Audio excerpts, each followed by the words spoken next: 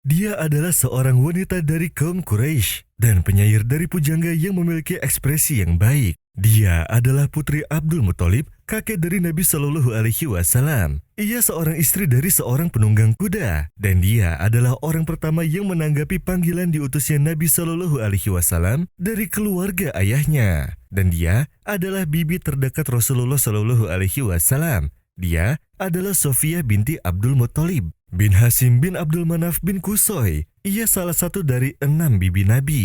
Ibunya adalah Halah binti Wahid bin Abdul Manaf. Dan dia adalah satu-satunya saudara perempuan Hamzah bin Abdul Muthalib dari ayah dan ibunya. Begitu banyak kemuliaan dan keutamaan yang disandangnya. Di samping itu, dia adalah ibunda Hawari, yaitu penolong Rasulullah Shallallahu Alaihi Wasallam yang mana salah satu dari 10 orang yang dijamin masuk surga. Cukuplah semua itu sebagai kemuliaan bagi Sofia. Namun, ternyata tidak hanya sampai di situ. Namanya dalam sejarah makin berkilau laksana permata yang ditimpa cahaya matahari setelah para sejarawan menggelarinya sebagai wanita pertama yang berhasil membunuh orang musyrik. Ia terlahir dari keluarga terpandang dan disegani. Ayahnya adalah Abdul Muthalib, seorang pembesar Quraisy, dan ibunya adalah Halah binti Wahab. Bibi Rasulullah Shallallahu Alaihi Wasallam adalah keturunan dari ibu yang juga dikenal sebagai keluarga terpandang. Syafiah binti Abdul Muthalib menikah pada zaman pra-Islam dengan Al-Harits bin Harb bin Umayyah bin Abdul Syams, saudara Abu Sufyan, dan dia melahirkan seorang putra bernama Shofi. Lalu Sofia menikah lagi dengan saudara Sayyidah Khadijah bin Huwailid, yaitu Al-Awam bin Huwailid ibn Asad bin Abdul Uzza, yang bekerja sebagai tukang kayu, dan mereka dikaruniai 3 putra, Al-Zubair, As-Sa'ib, dan Abdul Ka'bah. Ketika Allah mengutus Nabi Muhammad Sallallahu Alaihi Wasallam sebagai Rasul, banyak kaum Quraisy yang menentang dan sedikit sekali yang menerima dakwahnya, baik dari kerabat maupun yang lainnya. Rasulullah Shallallahu Alaihi Wasallam menyuruh kepada semua kerabatnya yang tua, muda, laki-laki maupun perempuan. Kemudian beliau Shallallahu Alaihi Wasallam naik ke bukit Sofa, lalu ia berseru, "Wahai Fatimah binti Muhammad, wahai Sofia binti Abdul Muthalib, wahai Bani Abdul Muthalib, aku tidak mampu menolong kalian dari azab Allah sedikit pun. Jika kalian menghendaki sesuatu dariku, maka mintalah hartaku sesuka kalian." Hadis riwayat Bukhari dan Muslim. Kemudian bergabunglah Sofia radhiyallahu anha dalam bahtera Islam bersama putranya Zubair bin Awam dan orang-orang pertama yang memeluk Islam. Mereka berlayar menghadang ombak dan gelombang dengan keimanan dan keyakinan menuju keridhaan Allah dan Rasul-Nya, berjuang menghadapi penentangan kaum Quraisy. Kemudian dia hijrah bersama putranya ke Madinah, meninggalkan kampung halaman dan segala kemungkinan yang hakiki. Dalam kehidupan Sofia radhiyallahu anha, ada 2 peristiwa besar yang tak luput dari goresan tinta emas sejarah. Yang pertama tentang ketegaran dan kesabarannya pada Perang Uhud, dan yang kedua adalah keberanian dan kepahlawanannya pada Perang Khandaq. Peristiwa yang pertama yaitu pada saat Perang Uhud.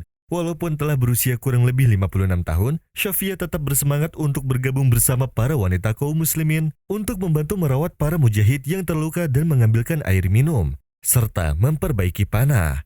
Perang terus bergejolak.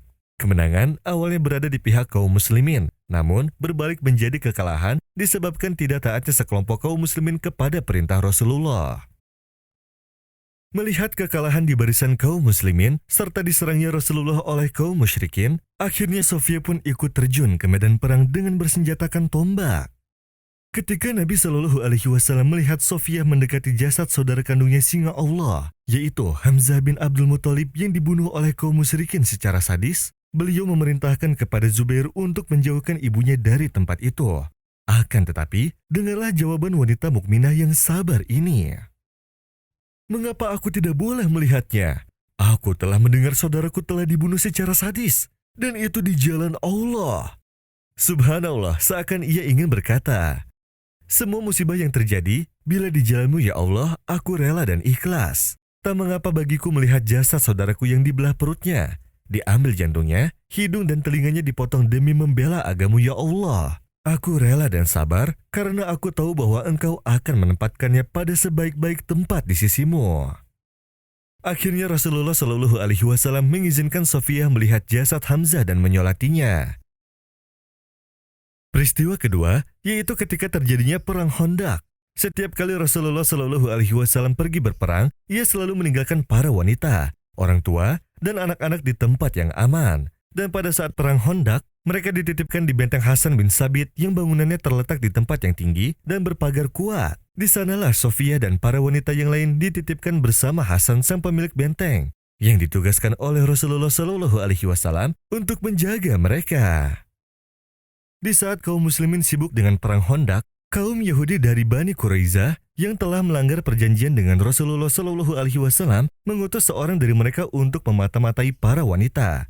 Apabila tidak ada laki-laki yang melindungi mereka, maka mereka akan dijadikan tawanan. Dan bila hal itu terlaksana, maka akan menjadi pukulan hebat terhadap kaum muslimin. Melihat ada orang yang mengendap-endap mendekati benteng, Sofiyah berkata kepada Hasan bin Sabit, "Pergilah dan bunuh orang itu." Hasan menjawab, "Wahai binti Abdul Muthalib, engkau tahu bahwa aku tidak berani melakukannya." Mendengar jawaban Hasan, Sofiyah berpaling dan pergi mengambil sebuah tiang, lalu keluar dari benteng. Diam-diam, ia memukul kepala orang Yahudi itu dengan tiang tersebut sampai ia mati. Kemudian ia kembali ke benteng dan menemui Hasan bin Sabit sambil berkata, "Penggalah kepala Yahudi itu dan buanglah ke bawah." Namun jawaban Hasan tetap sama seperti semula. "Aku tidak berani."